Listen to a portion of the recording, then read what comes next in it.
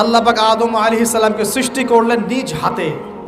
সূরা সাদের মধ্যে আল্লাহ পাক বলেছেন খলাকতু বিয়াদাই, আমি নিজ হাতে ওকে সৃষ্টি করেছি। আল্লাহর হাত কেমন সেটা ব্যাখ্যা করার দরকার নাই, এগুলো নিয়ে চিন্তা করতে যাবেন না। আল্লাহ পাকের মতোই, কারোর সাথে সাদৃশ্যপূর্ণ নন। আল্লাহ পাক এবার আদম আলাইহিস সালামকে সৃষ্টি করে নাম শিক্ষা দিলেন। ওয়াল্লামা আদামাল আসমাআ কুল্লাহা, এই মহাবিশ্বের যত জ্ঞান আল্লাহ পাক আদম আলাইহিস সালামকে শিক্ষা দিলেন। বলেন সুবহানাল্লাহ। এখান থেকে দলিল পেলাম আমাদের পিতা বানর থেকে হয় নাই, আমাদের পিতাকে আল্লাহ পাক সৃষ্টি করেছে। আমাদের পিতাকে কে সৃষ্টি করেছেন? আল্লাহ রাব্বুল আলামিন। তাও আবার নিজ হাতে, মানে কি? ভালোবাসা দিয়ে, ভালোবেসে, মহব্বতের সাথে।